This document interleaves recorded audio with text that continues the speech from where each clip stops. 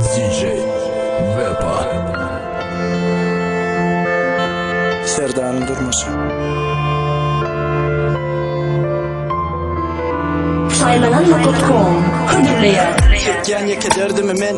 Gıytken yana sana tayder Terkin bollun bana süyci atlama Düşümde koy meni girip ağlama Sensiz bakıp ollum hassa Sen gittin meni koykan mussa Hava men kör Sensiz dünyada dünyam garankı Yağsa da akkan Bağışlayanı enni ediptin Her gün ötük belliğine aylap men Sensiz dünyada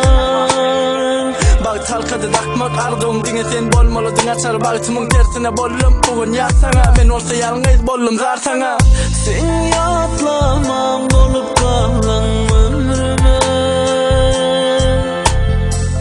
Feride yarım ağlayan bin yıkın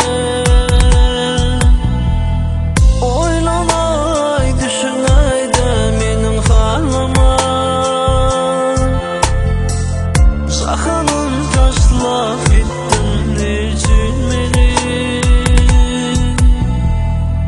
Menin endigim seni sevmemeyi Menin endigim seni görmemeyi Sen gittin yarım yaralap yüreğimi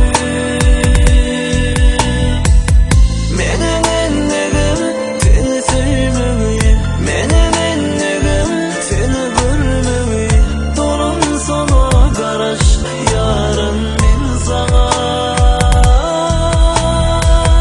Meninle başka değerler edim men sen gidenin son Meninle hasta derdime derman iki tak sen emmen dözmen Göz yaşın hiç men için akmağı ne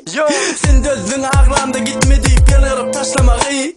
Doğru yokken bu pani yalan Dün söylüptüm bugün taşlanan Gülen köptü olmadı kıynanan Neme sebep hani aytmen günah Öldüreyim sen süydüreni Meni unutturup boşta döreni Sonra gelermen aydına Ya yine de gidermen birine Enni ediptin sen söymeni Karankı gecelerde gülmeni Sen hatta ağzalarına gülmeni Senin barnında yaşamani Bukyan göz yaşımı etmen İyilen hasratımı Sen olsa tersine her kime aydıp güller yanmen yüzümü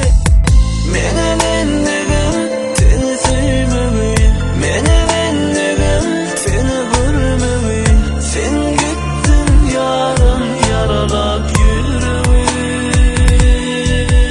Saymanan.com Birinci ekskluziv